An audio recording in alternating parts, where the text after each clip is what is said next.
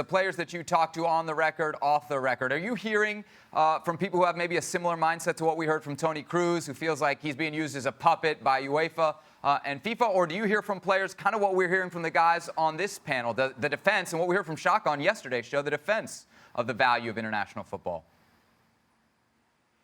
Yes, and I spoke to Andy Robertson straight after the Man City-Liverpool game. And obviously for Scotland, it was a very different international break because there was so much at stake with the game against Serbia. But he said, we all want to play for our country. Of course you do. Jan wanted, Ale wanted to go. They would have gone. We saw Sergej Milinkovic-Savic, who was not really supposed to leave Rome and Italy to travel to go with Serbia to play that Scotland game. But he said, I have to go. This is the biggest game of the season for me and for my country. So I think players all over the world, it's their dream to play for their country, for the national team. They all want to do it. However, there's certainly a feeling right now, more and more amongst them, that they've played so many games already. Some have been lucky not to get injured, others have already been injured.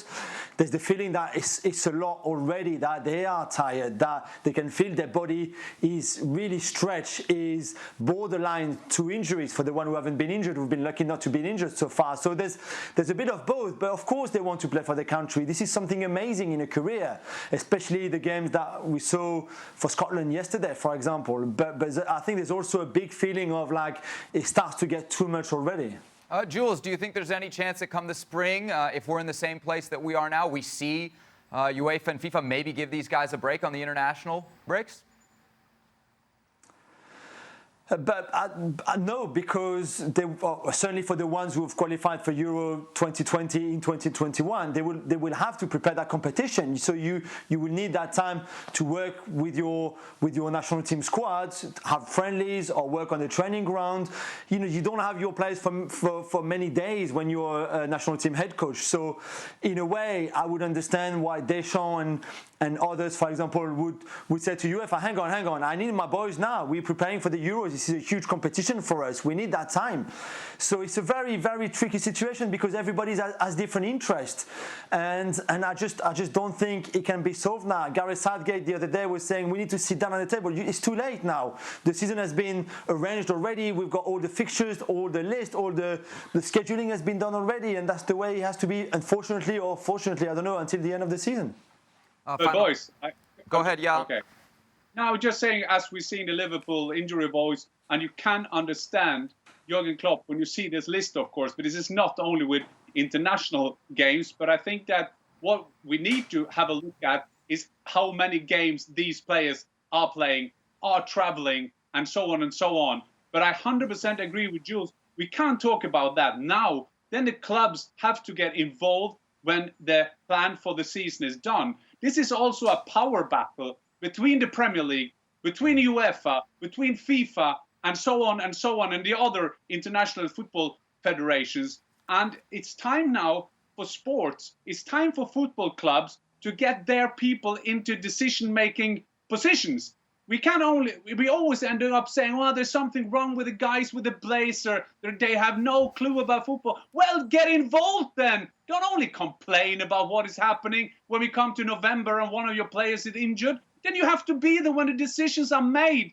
Football is run with a lot of idiots in the big places, in the big federations. But they are there because the clubs don't want to get involved. Where are the former players that are getting involved? The former players do like me. They're sitting in a studio somewhere and say we should do this and that. Then we have to be involved in sports politics. That's where we have to start. Wait, is Jan politicking for a position here? Is this what's happening? Is this what's going on? No. I was working for the anti-doping organization WADA against anti-doping, and I see how many former athletes are there. And the former athletes like out there, like Edwin Moses or Becky Scott of Canada, who did a fantastic job, they have been told not to speak. We need to get the athletes into the decision making. Then they wouldn't have to play so many games because people who do it now, they are elected or chosen to do that. We can't go on like this. We can't only complain. What does that help us? Very quickly about scheduling and the concerns of scheduling and why we have to play these games. I'll give you an example of CONMEBOL, where they have to play 18 matches, so they have to find 18 dates. Okay, World Cup's in 2022. Now we're within 2 years of that. And up until this point, you've only played 2 matches. Okay. Where do you find the time? And so whenever you do have these international breaks, you have to be able to then make sure that you take advantage of these opportunities and make sure that you squeeze these games in. If you're CONMEBOL, you're already behind. You're a year behind of what you usually do. You start your qualifiers usually, as per my experience, 3 years ahead of the World Cup. Now you are 2 years down the road, and you still haven't really started. And so the truth of the matter is you're already behind. You're playing catch-up, as is everybody else in the world. So, hey, guess what? Stop the complaining. It is going to be difficult. You're going to have to play a lot of games. And to be honest with you, some of the club coaches and some of the national team coaches, instead of whining about each other, they have to start working together. Well, thank you very much for watching ESPN on YouTube. For more sports highlights and analysis, be sure to download the ESPN app. And for live streaming, premium content, and let's not forget as well, ESPN FC 7 days a week. Subscribe to ESPN+.